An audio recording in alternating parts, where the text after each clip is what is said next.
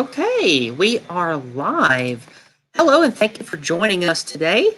I am Yizz. I am joined by Kizza-GT, my usual co-host, Scrump Daddy himself, and Dragon Liz, or Based Liz. And the reason I put Dragon Liz first is because today we are filling in for Rose of Dawn's seal of approval with Dragons of Disapproval. Yes, that is what we are doing here. I think Rose has been very busy today. Those of you who don't know, she was on Good Morning Britain this morning. Yes. Very exciting to see. And also, Yes. she's moving house currently, so she's busy with that kind of stuff. But Right, I thought Scrump is her usual co-host. So since you were the usual co-host, how about let's go ahead and turn it over to Scrump. Many of my followers won't know Scrump. Go ahead and take a moment to tell us about yourself and tell us about the Rose of Dawn seal of approval and how that usually works. We'll start off that way, Scrump. Take it away. Okay, I'm Scrump. I people just call me Scrump, but it's the full name Scrump Monkey. I used to be a meddling force on Twitter, and I used to come back every so often, but I've kind of given up on Twitter now. That's where a lot of people knew me from. You occasionally see my posts still float around in screenshot form. Most of what I'm known for now really is doing the Dumping with Scrump show over on the Short Fat Attacker channel, which I had Yizz on a few episodes ago. And apart from that, I think most of my viewers remember that. They really enjoyed that conversation I had with you guys about that. I enjoyed it too. It was a good episode. But also the live show I do is obviously Seal of Approval with Rose of Dawn. I'm sure many of you know who she is. She is a sane trans YouTuber, and generally we talk about we talk about the news of the week in a kind of a fun, not too serious format where we have the seals of news. And people just pick a seal of news. Each guest picks one, and then at the end we have a little poll that's just for fun to see who gets the seal of approval. So you put a little bit of a spin on the formula here, though, haven't you, Yizz? Yes, I have. And one of the things that Scrump didn't talk about is something simple at the end. At the very end of the show, when we do the poll to see who wins the seal of approval, or in this case, will be to see who wins the dragon's hoard, so to speak, is Rose likes to take a cute picture of a seal, especially a baby seal. Oh, seal and of the week, yeah. And seal of the week is people get to guess what kind of seal it is. So I'm doing that with a cute picture of a pretty little dragon. So we're going to get to play Guess the Seal, or Guess the Dragon instead of Guess the Seal. So we'll be doing that at the end of the show here in a couple of hours. And like as usual on my streams, at the very end, we are going to be going over all the super chats. And just like my moderator, Zen, whom some of you know from being a guest on here before, Zen is putting links to Entropy as well as the financial gift sites in the chat here. We, of course, will be prioritizing paid chats on all platforms. And at the very end, we will be going over questions that viewers have for the panel in the question widget over on Entropy. So please be sure to use that as well. And for those of you following, I also broadcast on DLive. So you can find me at DLive now, too. So I'll go ahead and post that in the chat. If you like DLive or want to financially gift, you can on DLive as well. So before we get going here today, I am going to pop open a lovely little graphic that I have made for the show today. And that is, boop, boop. Hopefully everyone can see that just fine. Today, we are using 5 chromatic dragons from Dungeons & Dragons to be the Dragons of Disapproval. And now I'm going to talk about this graphic that I am so infinitely proud of. The 5 major types of chromatic dragons in Dungeons & Dragons are green, black, red, white, and blue. The green dragon is known for living in dirty swamps and having a toxic poisonous breath, so I have put a little mask on its mouth and called it Mask Revolution. Mask Revolution is the green dragon topic. So if we challenge the green dragon together today, we will be talking about COVID foolishness. The black dragon says, Black Dragon Lives Matter. Black Dragon Lives Matter is going to be a topic about why I think saying blank lives matter is a bit felonious and contentious and doesn't serve to help anyone and only makes someone look like they have an agenda to push. Number 3, the red dragon. Red dragons are known in Dungeons & Dragons for being chaotic, violent, and destructive with their fiery breath. And so what better representation of the red flag of Sovietism than the red dragon of Dungeons & Dragons? So that's why Burn, Baby Burn, Leftist Inferno is the red dragon if we challenge it. And we will, of course, be talking about fire-related topics, which if you are a clever viewer, you might know exactly what that's going to be about. Now, number 4, we have You Gotta Fight for Your White to Party. And for very clever viewers that are old like me, you will remember that this is, of course, a reference to the Beastie Boys. Yes. Yes, you gotta fight for your right to party. And the reason I put triple parentheses in this particular dragon quote should be self-evident. Now, going back, the last but certainly not least dragon that we're going to talk about is the blue dragon. In Dungeons & Dragons, these are known for their sorceress wizard powers. And since the trans activist lobby is going heavily against J.K. Rowling, I thought, what better candidate than to put an autistic hat on the wizard dragon and say, "You're a canceled, Harry."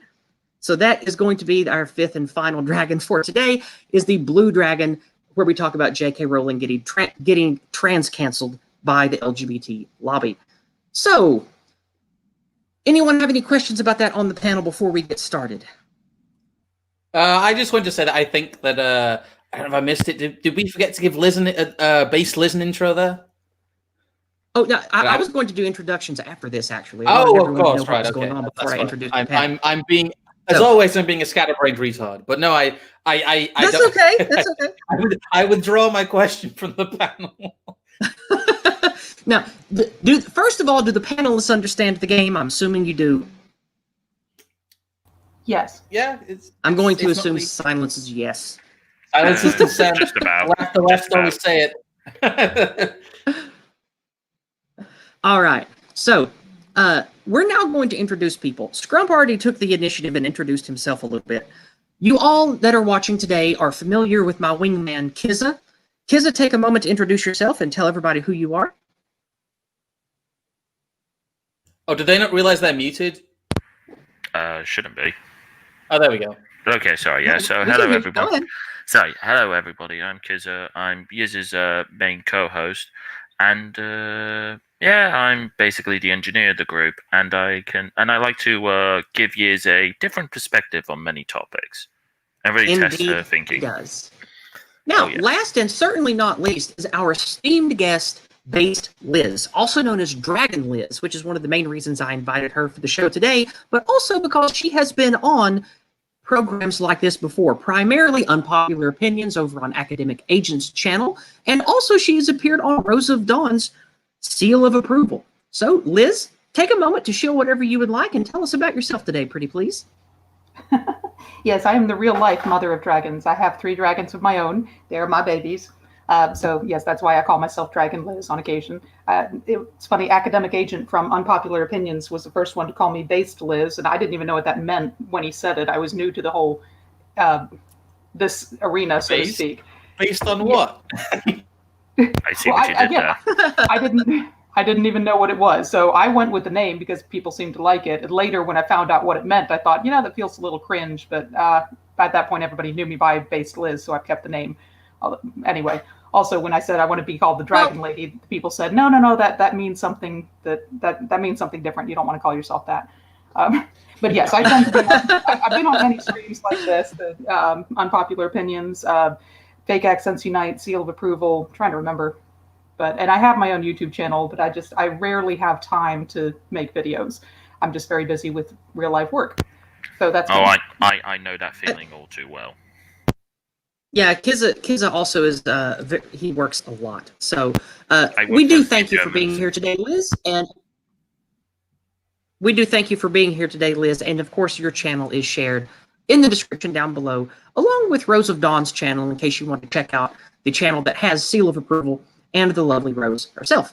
Now, we're going to get started, and since the most honored guest today is Dragon Liz, we are going to let you choose which dragon we face together as a party today. Which of these 5 beasts with their disapproving opinions do you want us to challenge first today? I would go for the green one, because there was a video that came out about Florida and masks just today. Oh. Fantastic. Then what we are going to do is we are going to go to the timer. We are going to start the timer right now. And we are going to have a discussion. So, Miss Liz, take it away with Mask Revolution. Tell us about the article that you just read about in Florida today, pretty please. Well, it wasn't an article so much as it was a video of a bunch of young people. They looked like they were college students, maybe early 20s, prancing through a Walmart happily with no masks. And it was on Twitter. And the person posting the video was clearly disgusted with them, saying, "Oh, look at this. They're protesting masks in a public place, and look at how happy they look about it. This is disgusting." And I loved Ben Shapiro's take on it. Yeah, Ben Shapiro retweeted it and said, "Well, what did he have to say?" He said, "What if they were looting the Target for George Floyd instead? Would that be okay?" That's a good point. Excellent. So the reason that I chose Mask Revolution is a big part of a revolution is getting to a phase like Yuri Bezmenov talks about where things become normalized. And I believe that a big part of forcing these masks is trying to normalize two different things, trying to normalize people wearing masks and obfuscating their faces in public being normal, as well as making people who wear masks into the good guys. And we all know who are wearing masks in America and burning things to the ground right now, don't we? Here's looking at you, Black Bloc Antifa. So I think that Mask Revolution was a fun way to bring up what I particularly hate about masks, which is the scientific, factual hypocrisy of what's being pushed on us today. So, Liz, have you ever worked in or around any medicine or any medical fields or hospitals or clinics? Yes, I actually worked in the dentist office for about a year. I was the sterilization. I thought I heard you mention that before. I thought I heard you mention that. That's why I wanted to bring it up. But I don't know about Kizza and Scrump. Have you worked around any places where you had to wear masks for health reasons? Yeah. Sorry, guys. Yes. I've worked in and out of the construction industry. I'm also an engineer. Oh wow! So I've worked adjacent to the construction and manufacturing industry for most of my working life. So yes, I've had to wear masks of varying degrees, occasionally respirators, for jobs that I've been on. So I'm familiar with that from kind of a hazardous environment perspective, but not from a medical perspective. All right. Well, Liz, perhaps you can back me up from working in a dentist's office. The primary reason that someone wears a mask around where they work, especially surgeons, is because microspittle that comes out of your mouth can carry viruses, bacteria, and that kind of thing. And the mask is to cut down on the spread of any would-be pathogens that could transmit via spittle to others, especially in an environment where you're going to have already immunocompromised people or simply those that have weakened immune systems like children and really old people. Is that correct? It's more when you're breathing into someone or on someone that has, say, an open wound, which would be a surgeon. If they actually have an open wound, you don't want to be breathing onto that. Or in the case of a dentist office, you're literally over top of their open mouth. If you're literally breathing into someone's mouth, you need to wear a mask. If you're just talking to someone, say, I would occasionally do x-rays for the doctor, or the mouth x-rays, because that's something he was able to train me to do. I couldn't interpret them, but I could at least take the x-rays. I never had to wear a mask for that because I'm not actually breathing right in their face other than setting them up. And even then, it's just very brief. When the doctor was doing... Exactly. When he was just meeting with someone for an analysis or to discuss the x-rays, he wouldn't wear a mask. The only time he would put it on, and the assistants would put it on, is when the patient is down with their mouth open and they're leaning over top of it. So even the idea that, doctors have to wear masks. Well, they only have to wear masks when there's literally an open wound or they are literally breathing into the person's mouth, something like that. Yes, absolutely. When I did some nursing work, I got very basic level. The first degree you get with just a year, the little CNA thing. I got that a very long time ago. I've worked in direct support staff care where you take care of autistic people and elderly adults and that kind of thing before. And every time I worked in a setting where there were exam rooms, you were working with patients, masks were available, but only when you had to get really close to people. You had to do a pelvic exam. You had to look at a wound. You had to look in someone's mouth, that kind of thing. And other than that, other than those specific times, not even nurses and doctors around sick people wore those masks, only in specific instances like dealing with immunocompromised people. And even then, not all the time. So that's why I think it is very important for us to talk about the truth of what masks actually do and why professionals wear them, because then you start to see what an absolute waste of time, resources, and total hypocrisy this mask enforcement disaster has been. I'm assuming the panel agrees with me. Does any of you have any input on that? Oh, I'm the thing is, I know a lot of interesting people, and I get a lot of input from both a practicing doctor and a research doctor. And what they've told me is that most of the discourse surrounding masks is bullshit. Especially today, it happened in the last couple of hours actually. But the head of the CDC has come out and said that masks are the most useful tool for combating the spread of coronavirus, which is complete bollocks. And also, the promotion of cloth masks is a complete scientific non-starter. It is insane that they are promoting that people wear cloth masks to, stop them speaking on things. Cloth masks, especially, basically act as a culture. If you get if you do get the virus on the mask, it can actually increase the risk of transmission. They are basically cultures for disease. It is a really, really bad idea for an extended period of time for someone to wear a cloth mask. And you get people walking around in the rain with these things, and it's going to be an absolutely. And not to mention, it cuts down on your breathing capacity by 20 to 30%. So not only do you have people going about their daily life, having to walk through the city, get on the bus, sucking wind, they're sucking wind deeper and harder than they would normally, and they're doing it through a bacteria-infused diaper on their face. So not only is it going to make breathing worse, it's going to make people hyperventilate easier. It's going to cause more people to have accidental falls from partially fainting or being short of breath. You're going to have more injuries from that. But you're also going to be sucking more cultured bacteria and viri directly into your lungs than you would be normally. So all around, it's a complete medical disaster to talk about an enforcement of masks everywhere. I don't want to monopolize the topic here, but I think the other thing I will say on this before I pass it over to the people is that one of the main points that I've seen raised, which I think was a very good point, is by, I can't remember the guy's name, he's a libertarian comedian.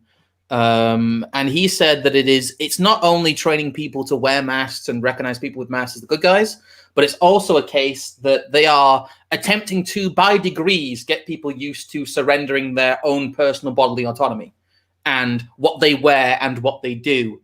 It's an interesting, like, psychological experiment almost, in that it seems to feel like incrementally governments are seeing what they can get away with forcing their citizens to do when it comes to their own autonomy. It's basically enforcing your own little box.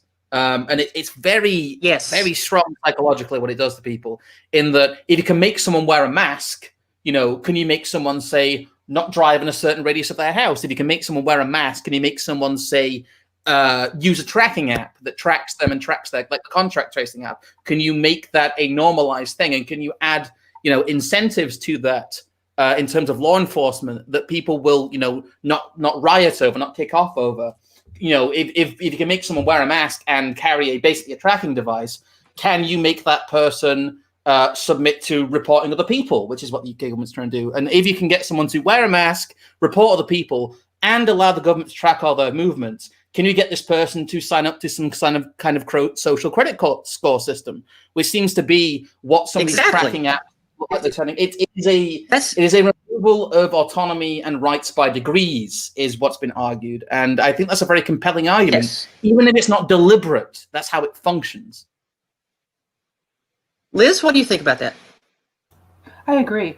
Although I think that in some cases it's not actually malicious. Just because I've seen what's happening here in Florida, I think in many cases it's actually a placebo. It's people in charge wanting to look like they're actually doing something and feeling that the people in the town or whatever want this. In my own county, actually, the local officials passed the mask mandate in our county, and they said it was because they asked the citizens, would you want a mask mandate? And the majority of them said yes, at least the majority of those asked. So I think to some degree it is just a placebo effect, and it is just trying to go along with what the majority think it's correct. They didn't even offer any scientific evidence. The city council, that's not who it is. Whoever it is, I can't remember who it is in charge. But they offered no reason for doing this other than we asked people and this is what they said they wanted. I agree with you on that. There is very often whenever you study society and government and politics and stuff, a big part of being a leader or being in a position of authority is demonstrating that authority Sort of like how if somebody hires you to do a job, you want them to know you're doing a job. You don't want them to think that you're doing nothing. So I believe a lot of it sort of stems from that phenomenon of, oh, well, hey, I'm in power. I need to do something that looks like I care and I'm actually fulfilling my purpose for why I was voted in, that kind of thing. Oh, I just want to add a quick addendum to what I said. Thank you, chat, for pointing that out. Yes, it is Dave Smith. The comedian's name was Dave Smith. Right. Ah, there it is. Kizza, anything about masks before we wrap up? The timer's ticking.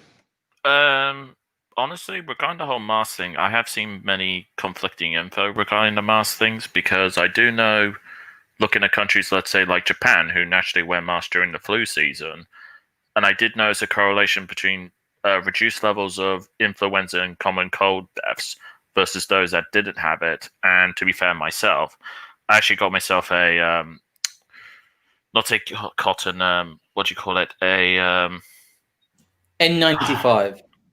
No. It's like this. What's the synthetic material that like tracksuit? Like a microfiber, is it? Yeah, like a microfiber mask / snooze, which basically goes around your mouth and neck like last year before all this COVID stuff, because of that. And to be fair, I've just made it myself normal, but I did it before all of this, and I do agree there's tons of scientific hypocrisy over this. But at the same time, what kind of makes me laugh about all this, with the how the whole epidemic's been handled, what really annoys me is we didn't do this for swine flu, we didn't do this for bird flu, we don't do this for the common cold, but we're going to do it for COVID-19. That's it's sort of getting off topic. Go ahead. So I'll let you finish. Sorry. And also another thing which not many people seem to be talking about, and I'm just going to use the UK here. If you look at just the raw numbers, more people in 2019 died of tobacco than people have died currently, even if you take into account the time period of COVID-19. So are we going to now shut down the economy for tobacco? Yeah, it's completely ludicrous when you start looking at the numbers, because that's where I was going to go next. When you look at the number of people that's okay. No, I'm just saying that's where I was going to go. Is the thing that I hate most about the mask hypocrisy is there are so many worse problems when you look at the actual number of deaths. The average age of the corona death in America, even with the inflated numbers and them assigning a COVID death to everything that they can, the average age of COVID death is 79 years old. That's the average age of death in America anyway. And when you look at that number, I recently did a video on it where that's above the average age. When I looked it up, that's life expectancy. I thought it was the average age. That's life expectancy average. That's what I thought. Life expectancy in the U.S. was more like 72 or 76. No, it's 79. I know this because... Really? Okay. It's gone up quite a bit. 81. Yeah, but in the UK it's 81. That's fine. We still have a couple minutes left, and we'll wrap up with this. But the thing that I hate most about the mask hypocrisy is there are good reasons to wear masks. They do exist for a reason. But the hypocrisy is we have had people, so-called experts, so-called authority, telling us one thing and then going back on it and saying another, and they act like anyone who questions them is somehow a conspiracy theorist or an idiot, even though it's very easy to pull up tweets, articles, and proclamations by the WHO, by what's the jackass's name that's in charge of the I always forget his name, the jackass in America that's Fauci. Oh, Fauci. Fauci. That's it. Yeah, Fauci. And Fauci says stuff that doesn't agree with the things he said previously. It's completely insulting to the intelligence of regular people for them to question this mask narrative when we have been told so many things that have been obviously in conflict, and it's like the people that are leading us are just flying by the seat of their pants, and we're not allowed to question them, or all of a sudden we're either idiots that are science deniers, or we're some kind of radical that just hate the status quo or something. So that's why I called it Mask Revolution, is because I feel like it's part of the ever-growing creep of the New World Order revolution. And so, anyone else want to say anything about that before we wrap up and pick another topic? Well, I think we're out of time. Yeah. I think we're out of time here, but no, I'm pretty much set for what I want to say there. I'll probably cover some of the more extended stuff with the kind of World Economic Forum and UN stuff with another topic, because there's lots to cover here. Yeah, for me, all I'm going to say is it's a shame nobody decided to take the most obvious route, the obvious option when there is a foreign virus and has to shut the borders and terminate all travel. I mean, that would have helped tremendously, and I believe we have Cuomo saying in late February, early March, go down to Chinatown, don't be racist. Yep. And funny enough, and what do they have in Italy? Like they encourage that in Italy, and this is another reason. Like, this is kind of a goat trail here. I don't want to go too far down, but when you look at the Wuhan outbreak, and then you look at where we had the only real dangerous outbreak in the West, it was in one particular place where they already had, just like Wuhan, a lot of really bad respiratory problems and people prone to lung issues there already. Like, they were just asking for it. So I think that was sort of the purposeful launch point in the West, but. Then again, that's sort of tinfoil hat land. So let's not go down that rabbit hole. Now we are coming up on the half-hour mark, which means it is time for us to challenge a second dragon. I don't know about you guys, but I feel we rolled pretty well. Everybody made their saving throw versus COVID. So let's go ahead and move on to challenge another dragon today. And we are going to let Scrump, Lord Scrump, lead us to victory with another dragon. Which dragon do you choose, sir? Oh, I will go with Black Dragon Lives Matter, because it kind of links in a little bit with what we've put here. It is the second prong of the political push.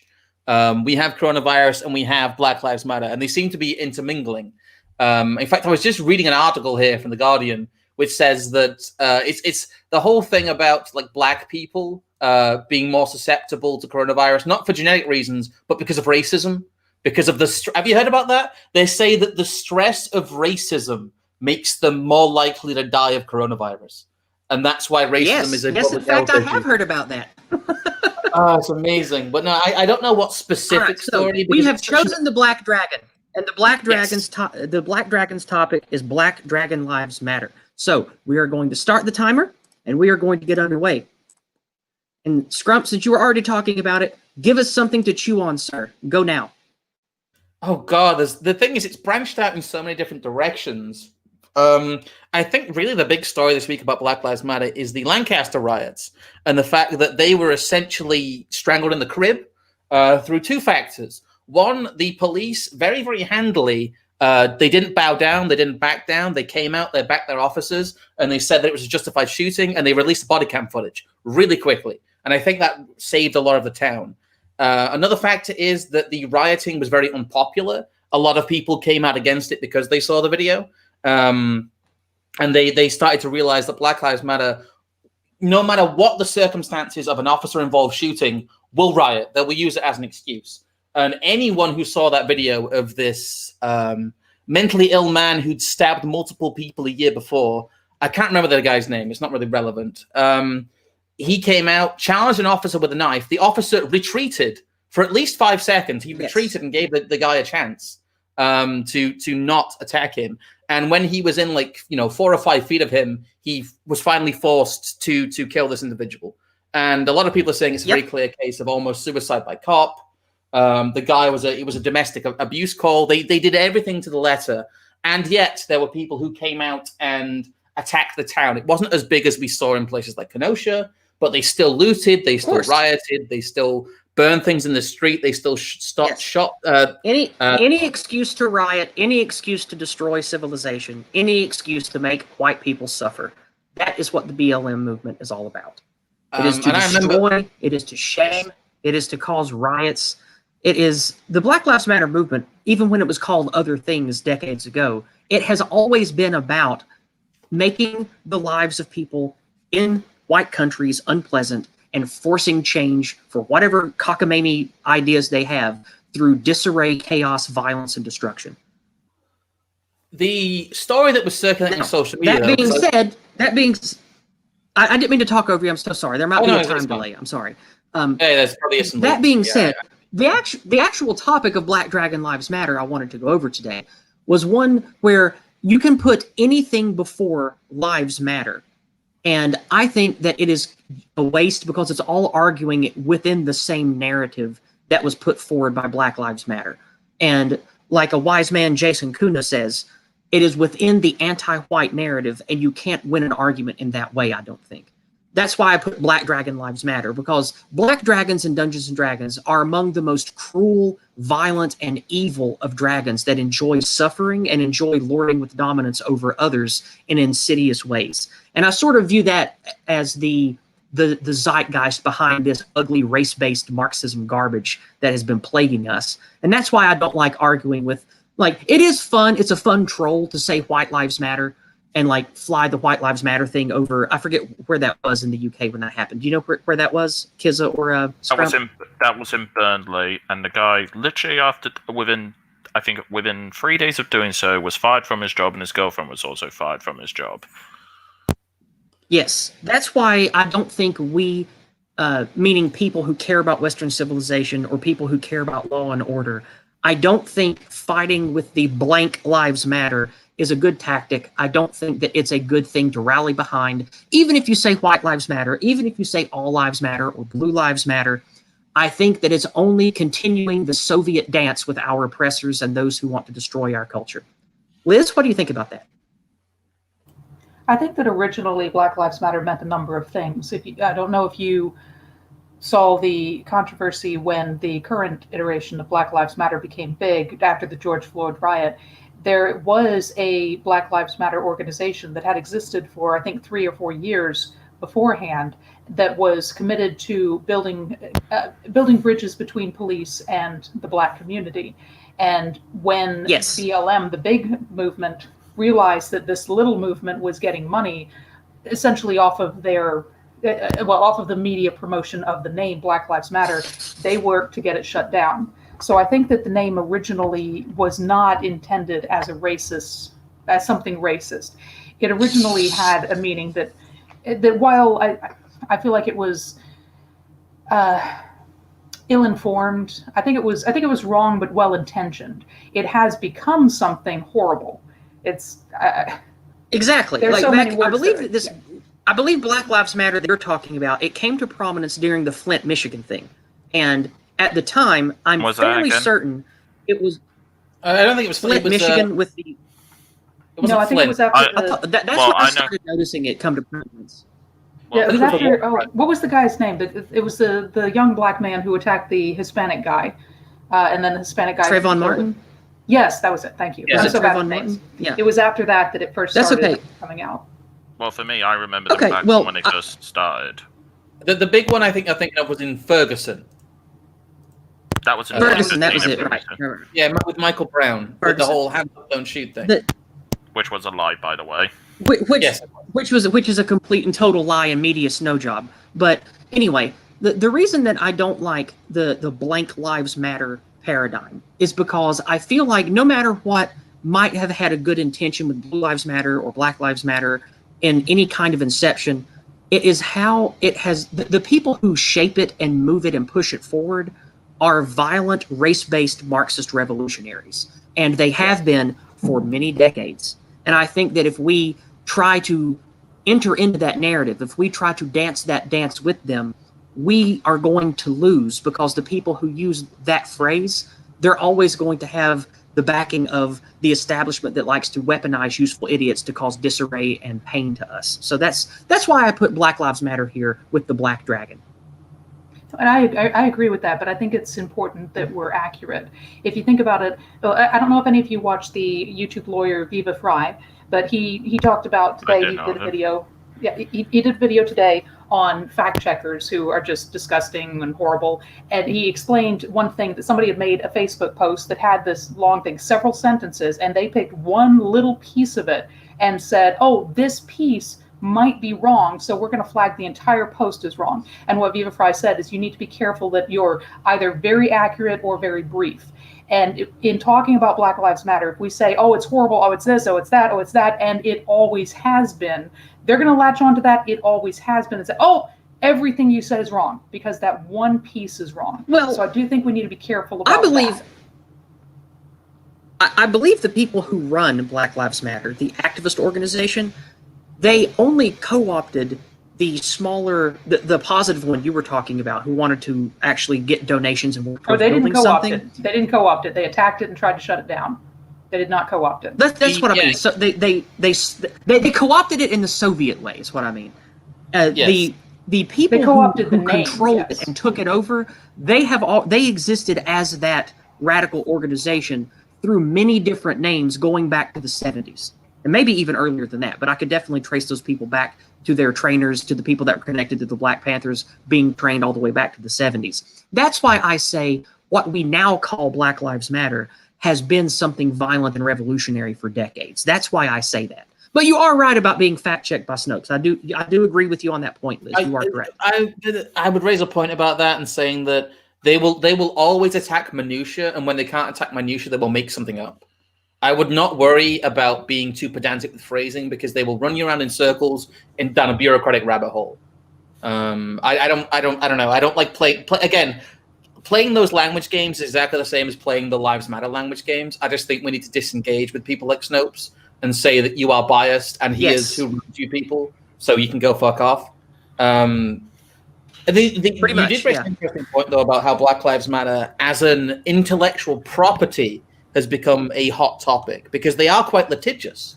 If you're not an official quote, they will sue you into the ground. It's amazing how non-grassroots Black Lives Matter as an organization is. It's quite rigid. But in terms of what we're talking about, the actual topic, the hilarious thing is their leaders are Marxists who are openly anti-capitalist, and yet they are using the linchpins of Western civilization, the courts that protect private property and intellectual property, as well as capitalistic giants like corporations, to attack their enemies. So it's completely disgusting. Sometimes what happens is the ground level activists have moments of clarity. There was a trending topic. I think it was just Jew that was trending at one point, because what happened was a bunch of Black Lives Matter activists realized the person that incorporated the modern form of Black Lives Matter wasn't black. He was a Jewish lawyer. And they were like, wait a minute, why is one of the in charge of Black Lives Matter a Jew? And it got like a whole thing. It got shut down. Every single time. It got shut down. That's all I'm going to say. Every single time. They shut it down. No, it's amazing that these things kind of backbite each other. And all of it, you're right. All of it, it all stems from the whole progressive stack. If you remember what the progressive stack is, that there is within progressivism, within kind of the neo-Marxist worldview, there is a hierarchy of oppression, and the more oppressed you are, the more social status you should have, because you have these different identities you can wield. And Black Lives Matter assumes this kind of podium within those language games, because within the progressive stack, black people have shown to be higher than white women, white men, white gay people. Basically, race seems to trump any other modifier within the progressive stack. And on top of that, you have we need to have black LGBT people. You need to have black disabled LGBT people. And that's theorized. That's why playing these language games is not a good idea, because you are playing on their turf then. And on their turf, they have these, no matter how insane they might feel, they have these pre-existing rules. And if you try and engage them within their own space, within their own rules, you will lose. So don't even try that. I agree. Yeah, as for me, well, I remember when he first started back in July 13, 2013, and they have always been a Marxist, racist, terrorist organization and should be treated as such. And on Scrump's point saying you shouldn't play to their rules, me personally, I always play by their rules, and I always beat them on their rules because I understand the game far better than they do. For instance, slightly off topic, I made a member of the Socialist Workers' Party admit that Islam is a fascist ideology. But on BLM itself, personally, I hate the hypocrisy over saying all lives matter, which is a blatant lie. You're just basically playing the same hypocrisy card. I would argue it'd be more accurate to say no lives matter. I always enjoy that. Well, definitely. Yeah, definitely, because if you look at the result of these riots, they clearly don't think Black Lives Matter, because the majority of lives impacted in these black heavy areas are successful business owners and the communities of black people in these cities being ravaged. They talked about that on the news Yes. program, Don Lemon, I think it was, when he was talking to Larry Elder. And Larry Elder said, you clearly don't care about Black lives. And Don Lemon's response was, well, if you want to make a movement that says all Black lives matter, you can do that. But this movement isn't about all Black lives. Yes, that was quite an amazing moment. Well, yeah, Yes, but that was- I would have but then I would have responded to Don Lemon is, you're so pro Black Lives Matter that all your boyfriends have been white. What's the matter? Oh, What really? are you? Some freak? Yep. All his boyfriends have been white. Yep, I would have pointed that out to him. And also everyone who is quote unquote pro Black Lives Matter, I would demand them to all burn down Planned Parenthood because they were technically founded by the KKK. Yeah, well, and oh my god, man, don't get me started on that because I'll go for a lot longer than 2 minutes. Planned Parenthood as a eugenicist organization is one of the finest rabbit holes you can take someone down. It's amazing. Oh, yes, but this is my point, though, is that because I've dealt with these types of people for like 10 years now, from the religious to the religious zealots to the regressives. And I don't care when everyone should just use that term for now. Don't call them progressives. They are regressives. And you should just make that shit trendy. Yeah. But my point being... The regressives. That's a good way to put it, yeah. Yeah, and ultimately, the best way to play them, and Scrump, you say is don't play by their rules. No, go ahead and play by their rules and follow it to its logical conclusion. And what I mean by that is they'll ultimately expose themselves as major hypocrites and they'll naturally slaughter themselves or cave in on itself. I think we're starting to see a lot of that now because especially with the BLM hypocrisy in these cities. Look how the mob's already turning on the mayors, the governors, the leaders around them. They're already starting to bite the hand that fed. And they'll just bite any hand, honestly. But it's basically the ringleaders and the people, these horrible, hollow, terrible leaders, most of them Democrats, some not, that have led these cities to these awful situations, that have terrible ghettos, terrible policies, that have the worst rate of non-fatherhood among the Black populations, the highest amount of drug crime and gang crime in their Black populations. These are the hotbeds of all of this terrible violence and destruction. So I believe it's quite obvious to anyone paying attention whose fault it actually is that has led to this stuff. You mentioned the mayors. When you mention the mayors that they're attacking, and they're attacking the leaders in their own communities, I would say it's similar to the predator looks for the weakest prey, and that's what they go after. And anyone who apologizes, anyone who kowtows to them is showing weakness. So that is the first person they're going to attack. Exactly, which is why you should never apologize. Yes, I agree. I agree completely. Never apologize. So that has brought us to the end of this battle. I believe that we have successfully defeated this disapproval dragon. I believe the black dragon has been defeated. So hooray. That being said, it is now he was saved. Yeah, well, he was guilty to my Mirror of Veritas. Despite only making up 13% of the dragon population. It's a shame this one didn't have red eyes. My red eyes, black dragon. It's gonna be Yu-Gi-Oh there though. Or Zekrom. God, Yu-Gi-Oh. Or Zekrom from Pokemon. All right. Moving on. It's 4:45 or 9:15 there in the UK. Yes. There are 3 dragons left, my friend. There is the red dragon, the white dragon, and the blue dragon. Please choose which dragon we will battle next as a group. I think personally we should do You're a Cancelled Harry Dragon. You're a cancelled Harry Dragon. Yes. Okay, here we go. Yes. 15 You're minutes on the Harry. clock. Now, you're a cancelled Harry. Now, the wizard dragon with the autism hat. Scrump, how about you take this away, since you probably have a lot to say about this, and you can give a better preface for this than any of the rest of us. Take it away. Okay. I feel bad doing 2 intros in a row here, but it's to do with J.K. Rowling bringing out a new book. She recently actually released a new book. It is, you are able to read it. There's a whole thing about people just not reading it, but she brought out a book in which one of the villain is a man who dresses up as a woman to gain access to his victims. And that has caused a lot of controversy. Because previously, if you remember the whole cancel J.K. Rowling, the whole J.K. Rowling was over thing, that people were extremely mad about J.K. Rowling because they think she is a quote-unquote TERF, and that she expresses or amplifies TERF opinions. For those who aren't wise of what a TERF is, it's a trans exclusionary radical feminist. It's a very specific term. I don't think most people who are accused of being TERFs are TERFs. I think it's become a catch-all. It's become a derogatory term. But J.K. Rowling has been caught up because she has been essentially defending the rights of women. And in a controversial, and of course, she is defending something that makes sense and is defending something that is an underpinning of normal society. She has to be attacked by the woke left. Well, it's kind of a part of a wider picture of older feminists defending the whole women-only spaces thing. It's the dragon eating its tail. It's the last wave of social justice activism being, women-focused, taking on the newest wave of socialist activism being, trans-focused. And yeah, the controversy is that she has brought out a book that they see as transphobic, and they are trying to get it banned from sale. They're trying to get it. Essentially, it's a ritualized book burning of a book of a person that they don't approve of.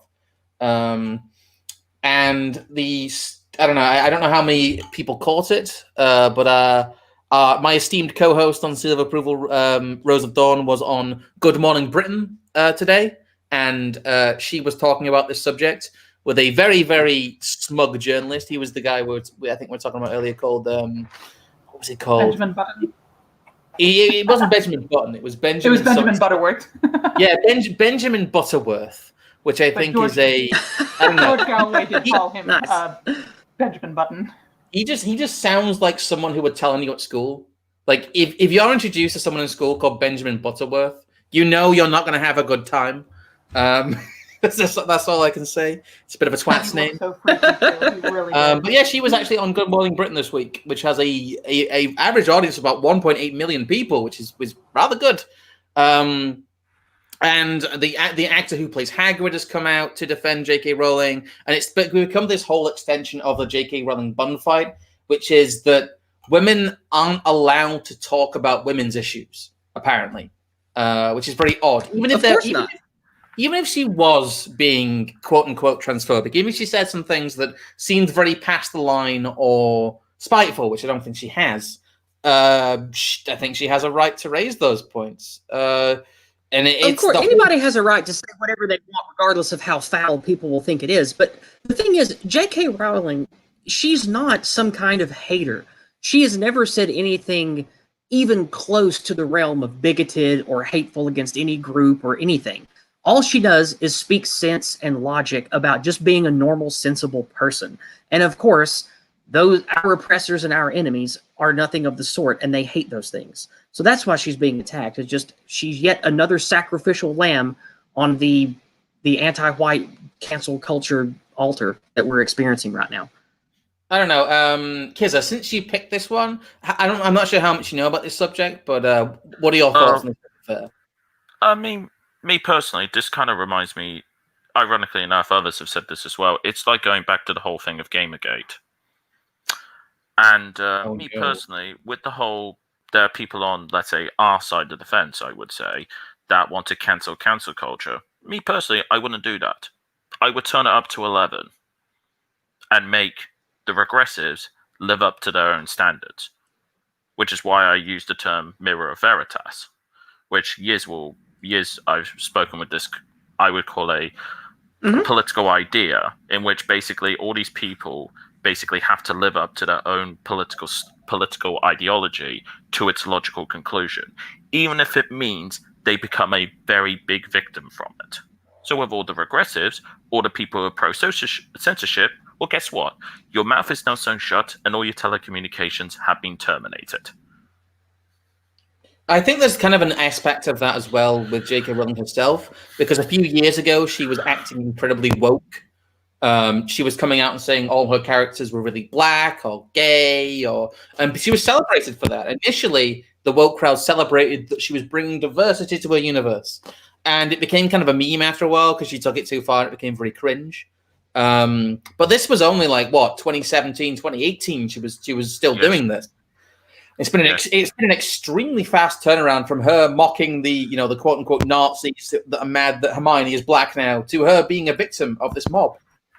Well, yeah, but one of the things that I wanted to highlight here is my favorite quote from J.K. Rowling about all this. She says, and I quote, "People who menstruate, I'm pretty sure there used to be a word for those people. Boom, headshot. Define woman, adult, human, female. That's the end of it." And I love this statement. It's so concise and it's so great. I just wanted to share it. Yeah, and funny enough, sorry. So it's a very powerful statement. Yeah, Yes. I mean, me personally, what makes me laugh is if you dare put up the Oxford English Dictionary definition of woman, that is classified as hate speech in the UK. Yes. So stating dictionary definitions now hate speech. Great. Are we now going to use the Urban Dictionary definition of woman then? Because boy, the Urban Dictionary is far more nasty compared to what the Oxford English Dictionary has on offer. Well, I'd like to hear Liz talk about this. Liz, I know that you're in America and live in the South too. I don't really butt heads with people who talk this crazy trans nonsense. This is kind of a Twitter thing in a lot of ways, or a university thing. Have you noticed anything about the people you work with professionally or in your personal life where the concept of women's identity or men invading women's spaces or whatever, is that even something that happens in your life? Because I don't see it happening around me here in rural Appalachia. No, it doesn't really affect me at all. And I don't know of any trans people in this area. I know they exist, but I don't know them personally. We had an issue where in a town near me, a trans person was killed recently, a black trans person. And so we actually had some riots here recently about that. They didn't. Oh, goodness. Sorry, protests, not riots. They did not turn violent. They tried to block some streets. I can see why one would confuse the terms lately. Yeah. But for me, in this issue, what's interesting to me is when I was young, I was raised in a conservative Christian family. I was a member of a lot of conservative groups, raised in that culture, if you will. And almost everybody of my acquaintance absolutely hated J.K. Rowling, the Harry Potter books. This was evil. This was satanic. This is horrific. We need to ban it. We need to destroy it. This is awful. And I'm seeing now the exact same thing from the regressive left. Everything they're saying, this is horrible. Yes. She's an evil woman. These are evil books. We need to destroy it. We need to get it out of our books. And I'm thinking, or out of our bookstores. And I'm thinking that I've heard all of this before from the conservative Christians. This is fascinating. Yes, and I was raised in the same kind of family environment. I was raised in a similar family environment, and not my particular family because they were into books and fiction and stuff. But a lot of that same kind of pearl clutching, this is evil stuff happened around all types of video games and Dungeons and Dragons and anything that was about make believe and magic and witches and dragons and warlocks and stuff. It was that same kind of, oh, this is heretical, burn the witch type of stuff. And that's why I think the modern woke stuff, calling it a cathedral is kind of apt because it's almost like this is just the modern rendition of the pearl clutching, I don't even want to call them traditionalists, but the overreacting pearl clutching people that are just looking for a witch to burn at the stake. Actually, on that point, Yizz, since you brought up video games, for the chat, type in one if you know of this name, Jack Thompson. I know the name, but I don't know who it is. Oh, yeah. Scrump, would you like to tell me? Yeah, he's the guy who actively tried to sue Microsoft, Bungie for Halo 3 and Rockstar for Grand Theft Auto 4. Oh, I just realized. I know it from Dr. Random McCam's song, Jack Thompson. Yes. Okay. Yes. And it's like, where do I know that name from? Yeah, well, if you're an OG YouTuber, you will know of that name. But also, speaking of the video games thing, I could tell you all right now, little fun fact. Have a guess which game invented the ESRB rating in America? I don't know, actually. Mortal Kombat? I think it's Mortal Kombat. Ding, ding, ding, ding, ding, ding. We have a winner. Done. Yes, it was Mortal Kombat. Well, yes. But honestly, for me, I'm and just that was laughing. Specifically because of the pearl clutching outrage that happened over in America. Specifically from Congress, because they pushed the whole, because that's where the original idea of video games cause violence. despite that, there's been over 20 years of documentation on this, and it's actually the total opposite. Now, if you want to look up what makes people violent, well, political indoctrination and regressive ideologies kind of doesn't. I don't think. I think that exacerbates it. The primary causes, in my opinion, for violence are conflicting cultures and bad parenting. When you have different people from different ethnicities and backgrounds who don't have good parents, who don't have fathers, all being raised in this awful cancerous environment, which you just talked about, I think that's why we get so much violence and conflict. Well, bringing it round to the topic at hand here with J.K. Rowling, that Benjamin Button, as I'm going to call him from now on, because it is a pretty good one. His argument was this book should be banned, even though he hadn't read it. He admitted to it, having not read it.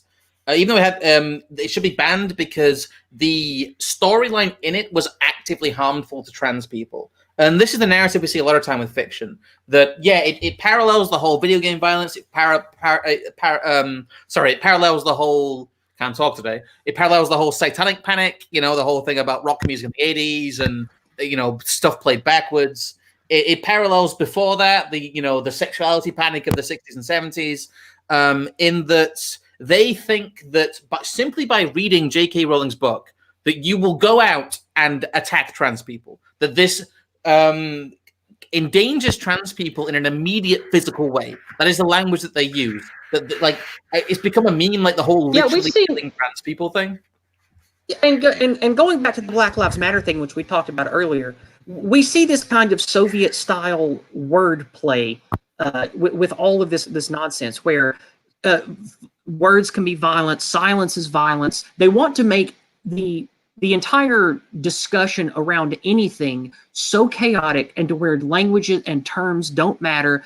At any time, they can point the finger and accuse you of violence so they can justify the pain and the oppression and the violence they put at you. That's what this is all about. That's what all of this outrage, revolutionary crap is about. Yes, and speaking of all that, I really hope Treyarch's Call of Duty Cold War I really hope that red pills an entire generation.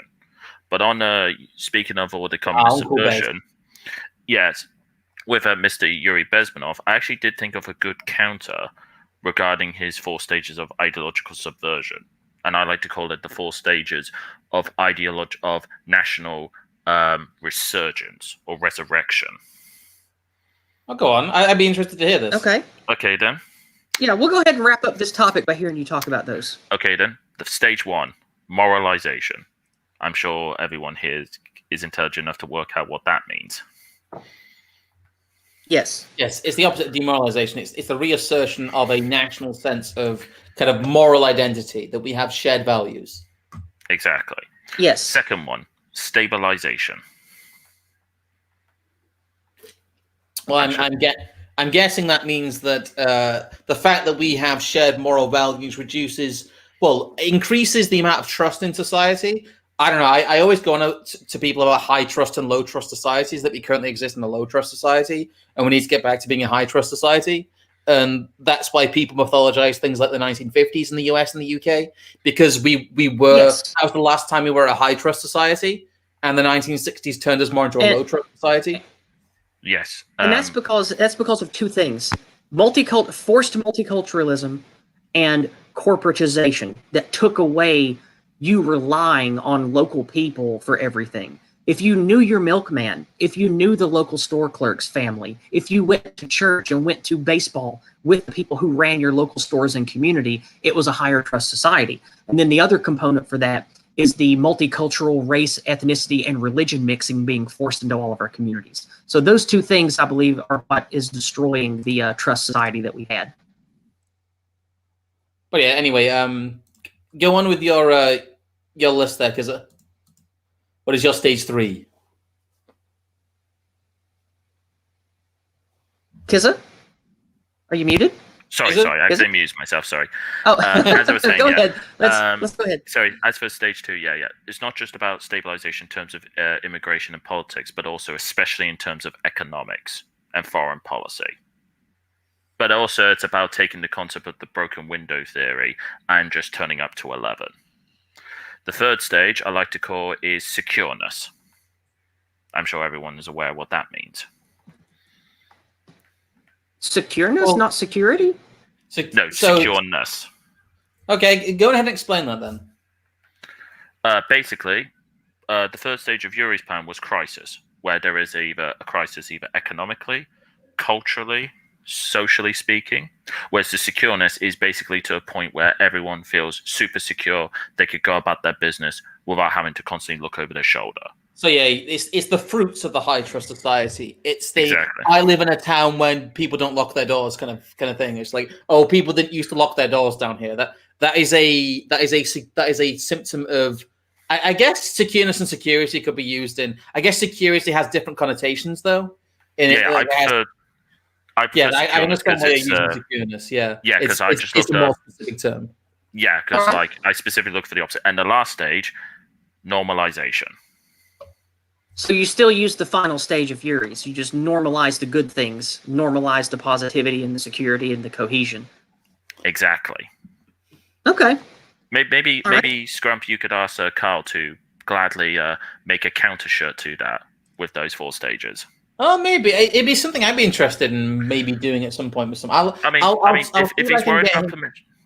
he's worried about permission, he could gladly use it. All I ask is for a tiny little slice of commission if he wishes to use it. Just a tiny slice. Nothing major. That's just fine. We'll credit you. We'll pay you an exposure. A little piece of clout. Thank you. Yes. So yeah, just sorry about that. Just a drop, please, sir. Just a drop of clout. I like that, though. I like that. I like that. That's a good way of looking at it and in how to rebuild the society. But yeah, it's something I always bring up to people, the high trust and low trust society stuff, because I think one of the things that especially most older people in Western countries can understand. If you're over, say, the age of 60, and you remember the 1950s, and you remember that feeling of community trust that existed there that does not exist now, it's something tangible you can show people that modernity has robbed from Western nations. Pretty much every Western nation, maybe outside of some parts of Eastern Europe. It's a really tangible and visceral thing that they can really latch onto and you can use to make them see other parts of what you're putting forward. It's a very good vector for those people. But you're right, though. We're at a stage now where the idea of a high trust society, the idea of this normalization of a high trust society is in 20 to 30 years, that's going to pass out of living memory. And when that does, I think that's really the end game, that people will not remember what they've lost, which is a real shame. But I'm getting off topic here. Yeah. I mean, basically, Scrump, okay. I've already discussed before Yizz with the Mirror Veritas. It's if you were to implement that politically speaking, basically all the regressors would either end up homeless or 6 feet under, effectively. Pretty much. Yeah. So now we have come to the hour mark, which means it is time to pick one of the last 2 topics that we're going to do today. And now we're going to pass it back to Based Liz. Liz, there are 2 topics left. There is the White Dragon, and there is the Red Dragon. Which one of those 2 would you like us to face together next? Not very familiar with either. So either one. We'll pick one, and we will stumble into it together. Okay, the white one. Blue-Eyes White Dragon. Okay. Blue-Eyes White Dragon. Sorry. Kaiba will not like you very much, Scrump. Kaiba. Sorry, I need to stop there. Zeto. Yeah, I'm really holding myself back here. Oh, don't. I got a complete reality check when I realized the voice actor for Kaiba also did Brock from the Pokemon anime. I attack your life points. I never watched Pokemon, but I watched Yu-Gi-Oh! And it annoyed me because Kaiba had such an awesome voice. I really liked the voice actor, but his character was just annoying, and it was frustrating. Well, to be fair, when you understand his story, he makes perfect sense. Yeah, but he's not consistent. Anyway, okay, don't get me off this. What is evolution this of character? Story, then, what is this news story before we go on a Yu-Gi-Oh! Run? Yes, let's get back on topic here. Now, the reason that I chose the dragon quote that I did. I need to start the timer real fast. Let's do that. Okay. The reason that I chose "You Gotta Fight for Your White to Party" is because of the local activism that I've been doing at East Tennessee State University. Now, the reason I wanted to use the "Fight for Your White to Party" is because recently I handed out about 2,000 of these in the local area, parking garages, campus housing, all throughout the university. And for those who are just listening and can't read it, these flyers start with "No white guilt." They talk about how white guilt is weaponized by Marxists, and it talks about how the people who want to instill white guilt on us are our abusers, and it gives links to white positive websites, and it says, "We wish no ill will against any race, culture, or religion, and we seek white well-being and invite everyone to be a part of white well-being and ending white guilt." So this is the flyer that we handed out. Now, this is the response from the university. Here we see East Tennessee State's University local website newspaper. Update, flyers on campus read "No white guilt." They originally didn't say that until me and others started pushing back on them locally. And it talks about how let's move over to the next website. There we go. Keith Johnson, Vice President for Equality and Inclusion, and Joe Sherlin, Vice President for Student Life and Enrollment. These two gentlemen made an official statement saying that the content of the flyers and the message it contains do not... wait, let me quote this here. Let me get this just right. They said that the content of the flyers do not align with the mission and values of the university. Now, keep in mind, the flyers read "No white guilt" and said that white guilt was weaponized by Marxist tactics to do harm to white people, and we invited people of all types, all races, religions, sexualities, and everything to participate in ending this problem and bringing white well-being. So we have an official statement by these two gentlemen at the university saying that that sentiment does not align with the mission and values of the university. I like that the whole Vice President of Inclusion and Diversity implies there's a President of Inclusion and Diversity, which means they have two useless... Yeah, exactly.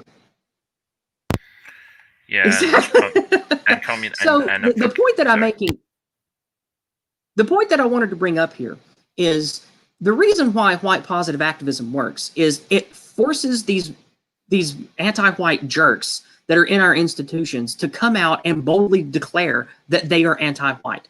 Because these jerks, these anti-white assholes who supposedly speak for the university and do so in an official statement to the university website and newspaper, says that the phrase "no white guilt" and white well-being are not in line with the values and the mission of the university.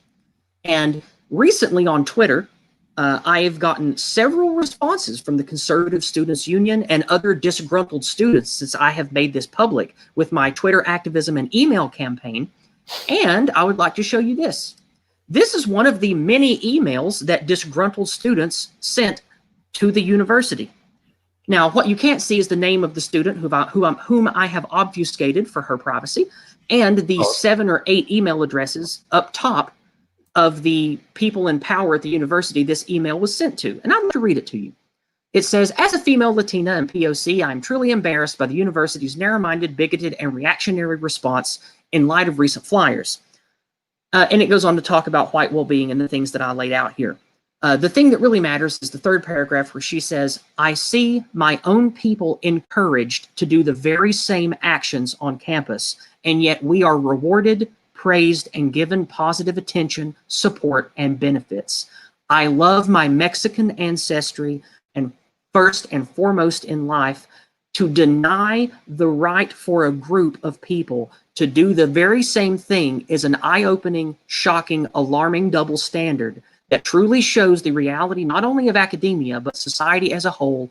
ETSU, you frighten me. This was sent from a female Latina at the university, and this is specifically because of the activism that I've been doing to put pressure on the local people here in this rural, over 90% white location, which in general does not have a problem with anti-white sentiment or the encroachment of this race-based Marxist nonsense, but it's spreading through the universities. And with my activism, I'm trying to turn the people of the university and the locals against it so we can hopefully push it out of our area and set a good example of how people around the country can start doing the same. So that's the topic of this dragon, which again is fight for your white to party. And of course, in this sense, party doesn't mean having a ball. It means forming a party like we have done today with the four of us to battle these dragons in our mock D&D campaign. So now that I've read all of this, who wants to take the reins and talk about this more or comment on what I've done here? I mean, I did watch all your videos when they went live, Yizz, and yeah, it's very funny how they can get their panties in such a twist over a simple flyer with saying no white guilt. But I wonder if they would have the same exact reaction if it said no black guilt, or no Hispanic guilt, or no Jewish guilt, or no Muslim guilt, etc. I think we both know how that would be treated differently. It's very innocuous. Scrump, what do you think about all this? Yeah, I think it really reminds me of the brilliant campaign by 4chan of the "It's okay to be white," because it's such a nothing statement. It is such an inoffensive nothing statement to say it's okay to be white. It doesn't say anything beyond that. And the fact that they went mental over that, in fact, I think they realized they'd fallen into a trap and actually rode that back a bit. It's one of the few times they had a moment of clarity. Thought, oh shit, we look weird here. But what you're saying doesn't have anything offensive to it. It has no other connotations apart from people shouldn't have white guilt. And you're right, making them come out against that is a great way to win people's support. I agree, and that's one of the reasons that I really started following that Jason Kuna guy, the NoWhiteGuilt.org guy, is he has an excellent book called Go Free, which is all about noticing this kind of race-based anti-white crap all around you and using the right words and the right methods to force people to come to that realization of either I am anti-white on purpose and I like it, or I'm being anti-white, oops, that sucks, I'm not going to do that anymore. So that's what this whole activism campaign has been about, is for me to practice what I learned from him in his book and hopefully set a good example for others who can in turn do the same thing. Definitely. Sorry. It's also, yeah, it reminds me as well of the ground is quite fertile right now because of the Black Lives Matter movement and a lot of the mask off stuff that happened. I can't remember his name, but like the guy that went on that massive anti-white and anti-Jewish rant. You know, the whole melanin magic thing has been very much mainstreamed now. Oh yeah, yeah. I don't remember his name, but that was incredible. What was it on Twitter? It was both. He did it on Twitter and he did it in like a podcast that he had. I know he did something for like CBS or something. He was a host and he ended up not being fired. Actually, they retained him for that, but he ended up getting like I think he got fired from one thing but not the other. I can't remember his name. It was like Nick. I think it was Nick something or other. Oh wait, Nick Cannon. Nick Cannon, right? Yeah. I think it was Nick Cannon. Yeah, I remember him because Talcum X defended him. Yeah, Talcum X defended him. Yes, it was. It was Nick Cannon. And there's been a whole host of other people doing that though. That the whole Yaku, Black Israelite, melanin magic, white's the devil stuff has very much come to the surface, and a lot of people have been made aware of it for the first time. And that's been a really big factor, I think, in normal white normies waking up to the fact that what they're fighting isn't only a Marxist organization, but a very, very deeply based racial hatred organization. And I think that there's you can say the words, Scrump. You can say anti-white. Go ahead. You can say it. No, well, you said it as well. I'm building on that, but they are anti-white. They are not only anti-white. They essentially believe that white people should be exterminated. They are, in the literal sense, advocates of white genocide. And I'm not just talking about like the outbreeding that people talk about in certain instances. I'm talking literal like gas chamber white genocide in certain cases. That they believe that white people are literal demons within their belief system. Yeah, there are, and not just blacks. Like many of the worst anti-whites are either white themselves or white passing people of Jewish heritage, especially in medicine and in universities in America, talking about how to end the plague of whiteness, we have to force diversity and lower the amount of white people in all areas of the country. You see this enshrined in UN documents, all kinds of stuff. A lot of those people do that for Marxist reasons. I don't think a lot of those people are quote unquote true believers when it comes to anti-whiteness, but a lot of the people in the whole Black Israelite side of things are. They literally do believe that white people are demons. And I think that's why that two things I have to say about that real fast. Two things. It's not anti-whiteness. Whiteness is not a real thing. That's a make-believe thing that they can apply to anything to make them an enemy. Number two, we should say anti-whiteism if we're going to say anything like that. But number two, it doesn't matter what they call themselves. We shouldn't call our oppressors, we shouldn't call our enemies by the endless names of their choosing. That's one of the main things I learned that's a good tool of power when it comes to fighting against this bullcrap. I learned it from Jason's book, is you simply call them anti-white because you call them by their deed and their result. You don't call them by their endless number of types of feminism or intersectionality or activism or whatever. You say, you are being anti-white. You are an active anti-white. You are an anti-white person, and this is why. And that gives us power. And anybody who's listening can easily understand that when they might not know what the hell some kind of specific type of Marxist or intersectional feminist might be. Any idiot can understand what being anti-something means. That's why I think that language really matters in that regard. I think I've talked too much here, though. I'm not sure. What do you think about this subject, though, Liz? Well, I was going to say, just on this topic, or on this last bit here, I assumed that Yizz was responding to you calling them the Black Hebrew Israelites, and I think it is important to know the names of the groups to use. I would use the example of on Facebook. Most of my friends on Facebook are just normies. I don't get into politics much, but my brother-in-law posted on there saying that there is a movement. There are a lot of people who are just openly anti-white, and one of his black friends responded, "Oh, really? Who?" And my brother-in-law couldn't name any, so he actually tagged me and said, "Liz, can you help me out here?" I said, "Well, there's the Black Hebrew Israelites, there's the Nation of Islam." And "Oh yeah, them." And knowing the names of the groups that they give themselves helps when you're talking to normies. You have to know it to be able to identify them. Most certainly. Just say anti-white, people are going to say, "I don't know anybody who's anti-white." Well, do you know anybody who's a Black Hebrew Israelite? "Oh yeah." Are they anti-white? Right. I wasn't trying to say make everybody who doesn't like a certain thing just one vague group. That's not what I meant by that. What I meant was be sure when you're talking about a group, don't just say to a normie, these people are bad because of ABCD Marxist intersectional feminism reasons. Say, these people over here call themselves Black Hebrew Israelites, or they call themselves, so-and-so chapter Antifa. And these people are being anti-white. They want the cessation of white well-being in your community, and they want to forcibly replace the white people in your area with non-whites because they hate you. Like that's not going to point out. That's not going to work with normies, though, because they're going to call you a conspiracy theorist. If you say, "Oh no, it works. Trust me. I go out into the community and it works."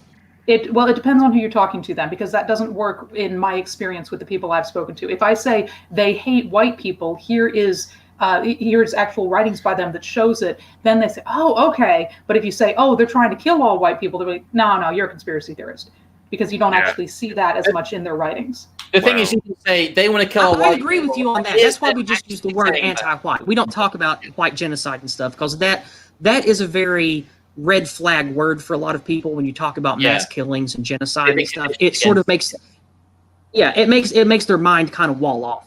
But when you just say they're being anti-white, that's what I'm talking about. But no, you're right. You're right to say that. You're right, Liz.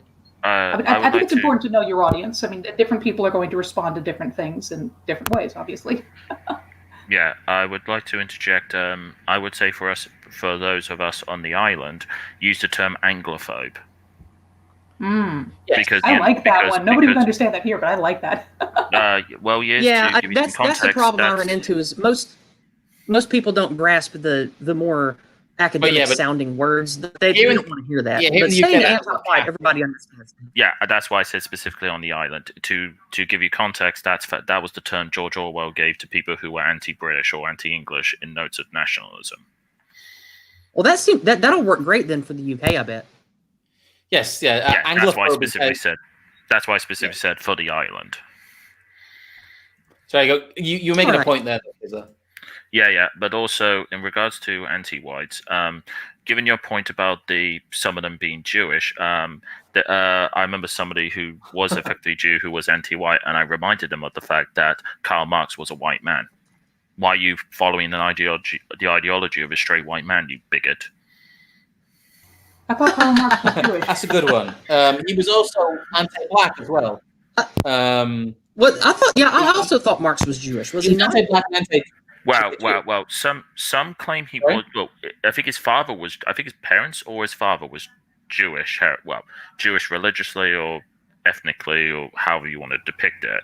But he was sort of I wouldn't say an atheist, but he seemed to be like somebody who was considered a bit of a weirdo, religiously speaking, from what I understand. But no, I don't mean a practicing of Judaism. I meant genetically. I'm fairly certain he was Jewish. Like his race was Jewish, not white. I think he might have been on his father's side, but like I said, there's a lot of sketchy info in regard to his family life. But generally, I like to use regressive logic and say that anyone who follows Karl Marx is because Karl Marx is a straight white man, and therefore you're a bigot. Well, that could be fun for rattling cages, but I don't know how great that would be for actually convincing normies of important things. Oh, wait, I've actually used it against feminists, and they can't argue. They literally cannot argue with that point. Because I point out, is that not a straight white man? Yes. Well, then why are you following a straight white man, you bigot? Why don't you follow a black trans woman? Well, okay, winning arguments is one thing, but with the word choices that I make and the activism I do, I'm not concerned about changing the mind of a rabid feminist or Marxist type of anti-white. I am concerned with using language that people listening can understand and identify with easily to see what's actually going on. Because if regular folks at a school or a university or in a parking garage, if they hear me having a debate with someone about some type of theoretical stuff or complexities of intersectional feminism, that's just going to go right over their head and they're going to ignore it and not give a crap. But if I'm talking about them being anti-white and not liking white people, or saying that you wanting to forcibly replace white people in this area with non-white people because you believe that's a good thing, normal people will catch that. That'll stick with people and make them remember it and hopefully plant a good seed. So that's why I like to use the terms and the tactics I do. But anyway, we are out of time. That was the fight for your white to party. So we have one final topic, and that topic is burn, baby, burn. Leftist Inferno. So we are going to start that right now. I'm going to put 15 more minutes on the clock. And we are going to start with everything is burning. Now, we already know that 43 cities in America have had major riots and things burning to the ground. But the fires seem to continue into the environment themselves. So this topic is about how on the West Coast, or the left coast, as some of us might say, I'm pretty sure Liz has heard that term before, out on the left coast, even nature is burning to the ground. So, Kizza, Scrump, you two in the UK, have you even heard about this yet? Oh, I've actually heard a lot about this, and I am actually laughing my head off because it reminds me of all the stuff that was happening in Australia, either at the beginning of the year or last year, if everyone remembers that. Oh, yeah. All the massive fires and everything. Yeah, and what made me laugh was it was actually founded that very little of it could be traced to ecological or environmental reasons, but a lot of it had to do with arsonists. Now, oh yes, and I don't have enough articles up to share, but that's what I'm going to talk about next. Go ahead and keep going on the thread you were going. So and basically it kind of brings me up to a point, not to toot my own horn about the Mirror Veritas, but it always makes me laugh how all of the regressive people are all fundamentally hypocrites. And I remember when Extinction Rebellion back in April last year was kicking off the stinking causing trouble in London. And I remember asking a few, this was before I went to Sargon's and Count Dankula's little event in London. I remember asking them, because I got there early and I asked a bunch of protesters, I asked them, okay then, what are your proposals to fix it? And they pushed for stuff like the Green New Deal and all that stuff and wanting to go all solar and wind. And then I pointed out to them, with empirical evidence, that wind and solar are not going to help the environment and are actually more environmentally dangerous in practical application. And also, you're going to skyrocket energy prices. How does that benefit anyone? And ironically enough, almost all of them are fundamentally anti-nuclear, despite the scientific consensus clearly showing it is environmentally speaking vastly superior to coal, oil, or gas. It's the only route to go. Definitely. Yeah, for the most part, because I also think that we should go nuclear. It's the absolute safest, cleanest, best way to have good power. Exactly, and also you can't go. I mean, geothermal only works if you're near volcanoes, which is unique. Which only few places have active volcanoes, such as like Iceland. So it's fine there. Hydroelectric, again, depends on location. United States, obviously, you have a great success with hydroelectric with the Hoover Dam. But like tidal itself is very iffy with the island, which I have seen a push for. But like I said, but with the push for nuclear, especially with Gen 4 nuclear power, there is potential, keyword here, potential, that it could effectively run on nuclear waste. So effectively, you have a self-sustaining... I have to play AA here. So no. Okay, there. That was my AA. All right. Okay. We got off topic. The point of this is the left burns everything to the ground. And the reason I bring this up is I've seen it all over Twitter for people that follow Antifa violence and Antifa crime. I've seen it on Tim Pool's channel. I've seen Vince of Red Elephants talk about it. What is that? I will isolate. Who is making that noise? That was me. I dropped my mic. Sorry. Oh, okay. All right. It was not Kizza. We have seen many Antifa activists. Well, let's just call them Antifa. They're just Antifa. We have seen Antifa already apprehended for starting fires, trying to blow up buildings, trying to set buildings that people in on fire. And recently, there have been several people apprehended several suspects apprehended for starting fires out in the environment, out in the plains, out in the woods. So have you heard about that? In the chat here, in the private chat, but there's a really good thread someone made of the more than 30 suspects in the Pacific Northwest that have been arrested already starting wildfires. More than 30. Of those, I think at least 5 have some anti-fire affiliation or have at least been arrested at protests before. They may be opportunistic violent actors, which a lot of people tend to be. They tend to attract, violent homeless people, already violent offenders. But the result's the same, that there have been more than 30 people arrested for setting fires. And we had something like this here in the UK, actually in my area a couple of years ago, where there was there was actually a wildfire here. And it turned out that it was deliberately caused and people were trying to, I think there was, in the end, like 5 or 6 people in this small kind of area arrested for deliberately trying to start wildfires. It's something that they refuse to talk about because of the climate narrative. But the wildfires, and there were even people apprehended and suspect down in Australia earlier this year for the same thing. Yes, and they wouldn't talk about that either.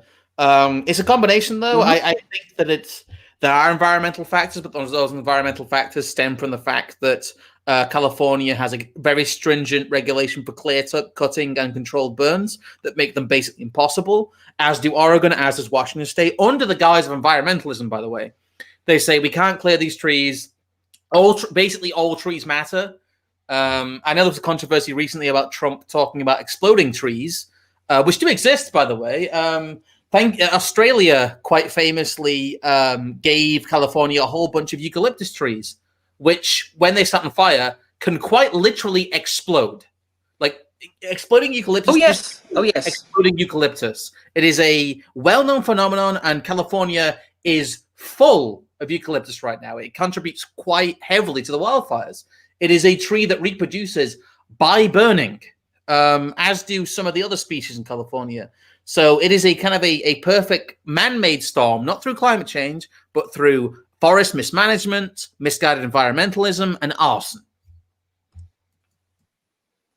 So here we see on Twitter, there are many, many fires purposefully set And some of these people are indeed Antifa affiliated. So it's at least somewhat true that there are fires, wildfires, forest fires, etc., being started by Antifa. Now, I don't think the mainstream media is going to cover. I don't think the mainstream media is going to cover this, of course. But I do think that it is fun to bring up on shows like this, just to get people talking about it. Because the more people that talk about it, hopefully, the more that the truth will circulate.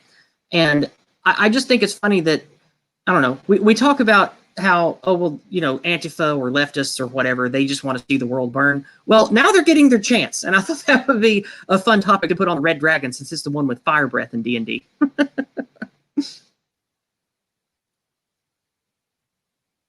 Liz, you've been quiet. Do you have anything to add to this one? Yeah. I think that this is one area where we want to be careful, because correlation does not imply causation.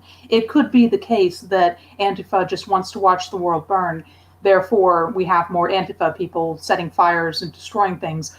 Or it could be that those people who want to watch the world burn see Antifa as a place where they can express that hatred of the world, if you will, that destructive tendency safely.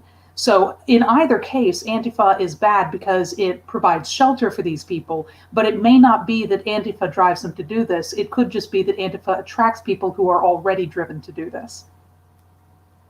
Oh, I completely agree. I agree that they attract a very particular element, and a lot of people that become violent, let's not say rioter, let's say people who are prone to do either organized or disorganized acts of terrorism, they usually are not healthy people that are of a particular fringe already anyway. So I definitely agree with that. And also, this is not evidence that I don't believe in climate change science. We clearly go through climate shifts on this planet very regularly. You can study it and see that. Even going back to the 60s and 70s, they were worried that we were going to have a particularly cold spell, which I think we did for a while. So clearly there are environmental factors at play. I'm not saying that all of the wildfires are because of Antifa activists. I just like taking a jab at the left and the progressives because it's fun. So that was the point of this topic. Alright. Yeah, I mean, for me, there's even a website actually which keeps note of every single climate prediction from as far back as I believe the 60s and how they were overwhelmingly wrong. And right now, according to The Guardian, the UK should be having a climate similar to Siberia, based on a 2004 article. Oh, really? Yes. Yeah, and no joke. Well, that's not what this Guardian article says that I had pulled up. Let's see here. Oh yeah, they talked about the whole like Gulf Stream and jet stream shifting, and removing the warm air from the UK. It's hilarious now. Yes, like, people bring up an inconvenient truth now. An inconvenient truth is laughable because all of its predictions were wrong, and all the predictions made in 2001 through like 2010 have been wrong. And they just keep revising the model, and there's like the ClimateGate thing where all the emails got leaked, where it turned out they were basically just making up the model as they went along, and they couldn't make the numbers make sense because no one really has a grasp about how the macro systems of an environment work. We just don't have that knowledge yet, and I don't know why people won't admit that we don't have that knowledge yet. Because we don't know how these planetary systems work in a macro scale over a macro period of time. We do not know. We have not been observing long enough. And to make definitive statements like these specific wildfires have been caused by climate change is a nonsense. It's like, Mercury is in retrograde, therefore I cheated on my boyfriend. It's that kind of shit. It's astrology levels of magical thinking, and it just baffles me that people are so. I just wanted to point out that the purpose of this topic wasn't because I didn't believe in some type of environmental reason. I didn't want people to think that I believe every fire on the West Coast is because of Antifa jackals. I don't think that. I just thought it was fun to take a jab at these horrible cities on the West Coast, which are literally burning, and now the environment's burning around them too. It just makes me laugh. Sorry. I know that's a little dark, and I should probably be a little nicer, but it was a fun idea for a topic, and I needed a fire-based one for the Red Dragon. But yeah. I would say that most of these fires are either arson or bad management or a combination of both. I personally don't think that they are to do with climate change, but that's my opinion there. You mentioned, though, an inconvenient truth, And when I was in college over 20 years ago, we watched a movie, a group of us watched this film that was called Not Evil, Just Wrong. And it was a response to that movie, The Inconvenient Truth. And it's interesting, that movie, it opened my eyes up to realize that a lot of these people who push these things, they're not evil, they're just wrong. So many people on the left, so many people in Antifa, so many of these people actually believe what they're saying, and they're not evil people. They don't understand. And I feel like what opened my eyes with that movie is, if you can take them, if you can talk to them, if you can convince them, if you can show them where they're wrong, quite often they will change. They will abandon those beliefs. Whereas if you look at these people and just say they're pure evil, and I think part of this is growing up in a conservative Christian background, a lot of people were just evil. J.K. Rowling was just evil. If you believe someone is just evil, they can't change. There's no hope for them. Just write them off. Just cancel them, whatever. Whereas if you believe, no, they're mistaken, you can talk to them. Yeah, I mean, on that point regarding poor management, speaking to Australians themselves, they actually used to burn bushes, not to start forest fires, but to basically kill off any potential, because it was done as a counter to potential forest fires. Yeah. So I remember. Do you remember when? What was the guy's name? That kid that is anti-gun. He's famous for just being anti-gun. I can't think of his name, but that David Hogg. Yes, David Hogg. Yes, when he was attacking Trump or something, he says, "This is like saying we fight fires by lighting more fires," and everybody responding, "That's literally how you fight a fire." It's like how the cowboys used to say, "Let's head them off at the pass." It's that kind of thing. Yeah. Well, this kind of makes. That literally takes the concept of fight fire with fire to a literal meaning.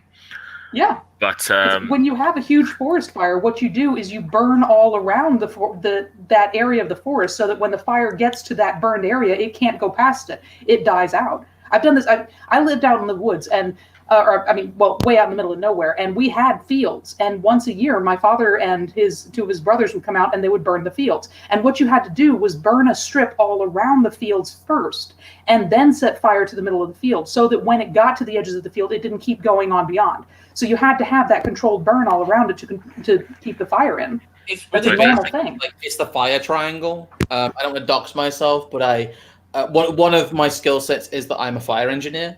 Like, I understand how fire propagates and spreads. I understand how fire suppression works, and it's just removing the fuel part of the fire triangle. You're gonna have heat, you're gonna have a spark, but you need to remove the fuel part. That is the one thing that they can control, and they are not doing. It is a disaster of environmental management, and it is a disaster of fire management. Exactly, and also on the point of fire management as well, generally the most effective method when you're dealing with normal fires is to choke it, because without oxygen, you can't produce the flame. That's where they have halon systems in locations and in server rooms. Exactly. So, unless you want to try and put in some quote unquote massive fucking water tank over these forests, that as soon as the fire pops out, you dump the water to soak it, go right ahead. I'd like to see you try and pull that off. Okay, we have come to the end now. And the last thing I wanted to say about this topic is I have heard from several people on Discord, on YouTube, on Twitter today, that there is a coalition or protest group forming up in Oregon of people who live in rural areas in Oregon to march on Portland to demand that the riots and the insanity stop, because it's literally burning their homelands to the ground. So can any of you confirm that? Because I've only seen people talking about it. I couldn't find any articles or videos about it. Have you guys heard anything about that? There haven't been articles about it, but I've seen it. The thing is, it is grassroots chatter at the moment. They're not going to write articles about it. They're not going to write, editorials about it, but it is grassroots chatter right now, and it may happen. Rural Oregon is a lot more conservative than people realize. I know people who live in both rural and suburban Oregon. I know people who live in both rural and suburban Washington State, and those are deep red areas. Outside of Portland, Seattle, they are deep red. Yes. I'm sure most of you, some of you may have heard of the whole State of Jefferson initiative, where basically rural Portland want to join a lot of rural Washington and California. Oh, yeah, there are a lot of conservative and nationalist separatist movements in the Northwest. Yes.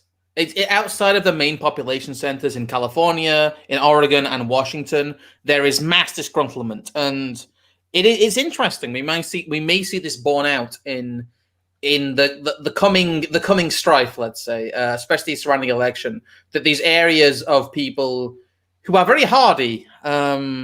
I don't know. I've looked at the demographics. I've looked at what these people do for a living. I've looked at their skill sets and generally how armed people are. And let's say that a rural versus city conflict, hot conflict, would not go well.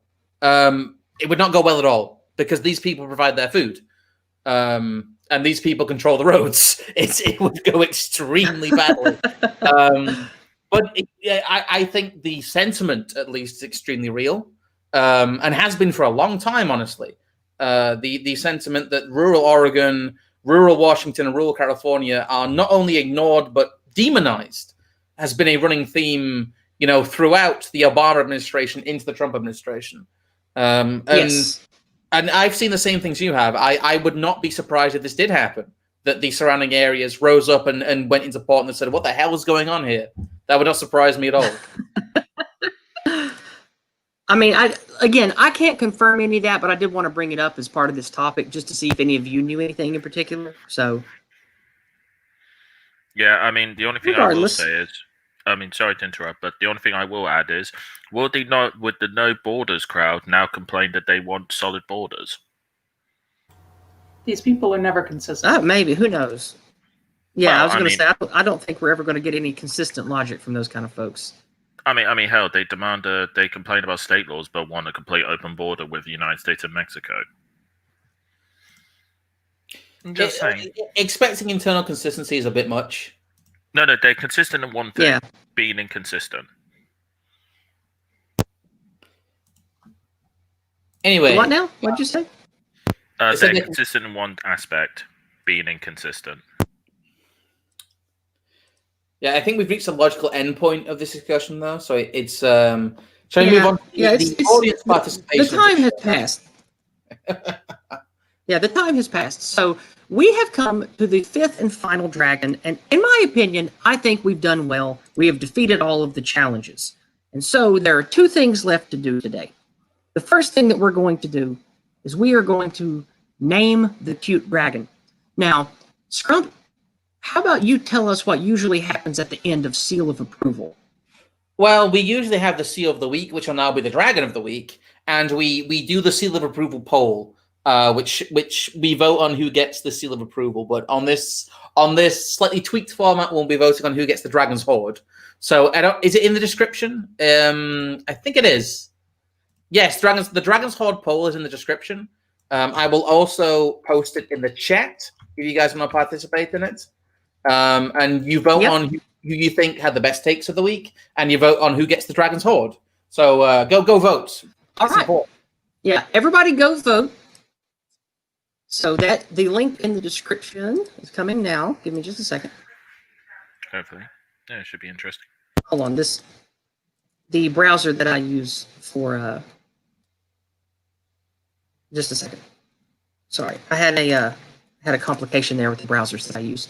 I have a lot of things running because I'm not as used to web hosting this kind of event. But anyway, there's the poll. I put it in chat for those of you who don't have access to the description, and I also put it in DLive over on DLive. So you have a few minutes to decide who is most worthy of the Dragon Hoard. We will be checking that here in a few minutes. Now, as far as the end of the stream, where what's the name the seal thing called again, Scrump? What's that called?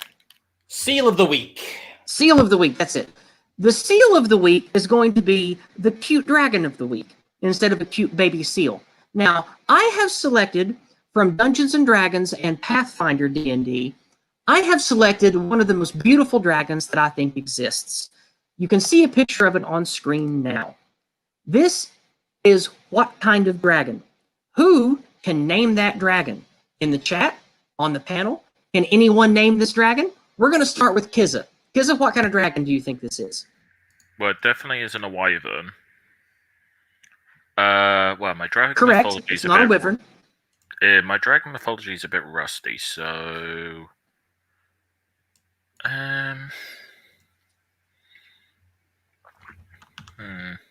Definitely doesn't look elemental. 3, 2, 1. I know, Okay, an arcane pass. dragon. We're going to go to... Okay, arcane dragon. We're going to go to Scrump. Scrump, what kind of D&D dragon do you think this is? And a hint, it's from Pathfinder. It's a Pathfinder. Oh, is it a Pathfinder one? It's a Pathfinder dragon. D&D, It's from so one of I'm the... screwed. Not on my Pathfinder stuff. I don't remember which bestiary it's in, but it's either 5 or 6. I think it's either 5 or 6. It's one of the later ones. Huh. Okay. It looks kind of, I don't know. It has more like I don't know. My knowledge of Magic the Gathering might save me here, but it has what looks like more fairy-ish wings. It does. But hint: this is not a fairy dragon. This is not a fairy dragon. Like a fey dragon or something like that? No. Like a fey dragon would be not exactly. No. That's all I have to go on, really. My knowledge of Magic the Gathering art. So yeah, my guess was wrong there. Well, now we're going to move from Scrump to the dragon lady herself. Liz, what kind of dragon is this? I never played D&D or any of those fantasy games. Neither have I. Yeah, but my only That's dragon okay. knowledge is either this real part life, of the show is just for fun anyway. Yeah, real life or Tolkien's dragons, and that's doesn't match any of them. So sorry, no idea. That's okay. That's okay. Anyone in the chat? I'm going to check D Live first. Okay, nobody knows over on D Live. And, oh, okay, nobody has said so yet in the YouTube chat, so I'm going to go ahead and tell you what kind of dragon this is. This is a Havoc dragon. Havoc. This is a Havoc dragon. And a Havoc dragon, to tell you a little bit about it. Here we go. Despite their best intentions, the Havoc dragons often cause collateral damage as they develop whimsical wonderlands of revelry and relaxation.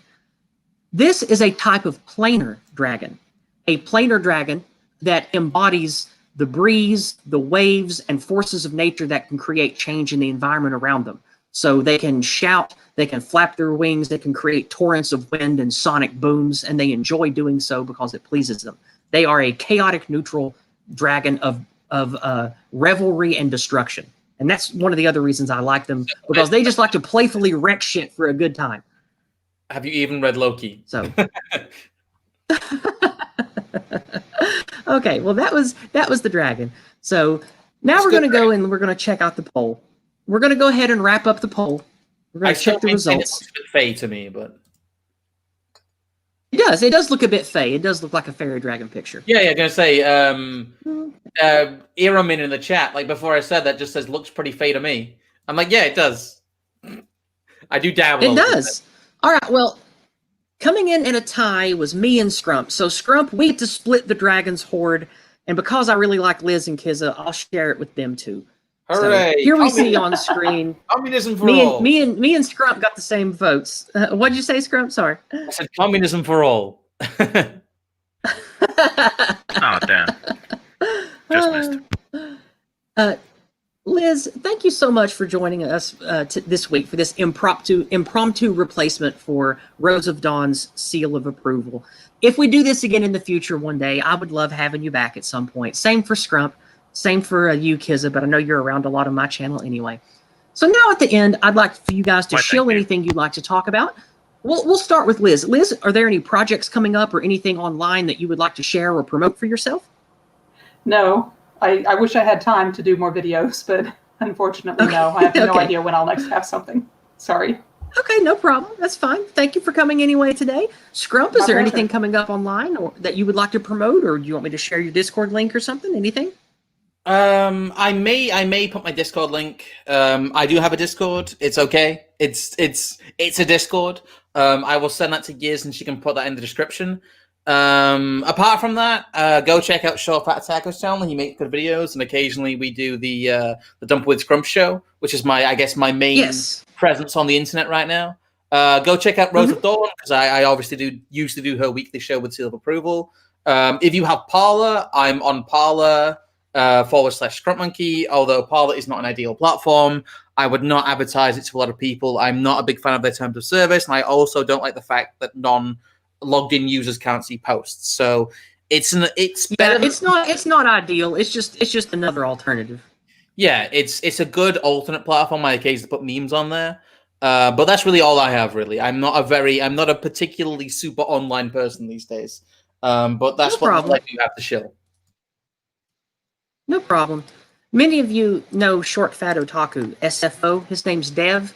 Some of you even found my channel because of the Dumping with Scrump that I did, where me and Scrump and Dev had a long chat about why I view white guilt as the Achilles heel of the West right now. So I went ahead and linked to Short Fat Otaku's channel there in the live chat.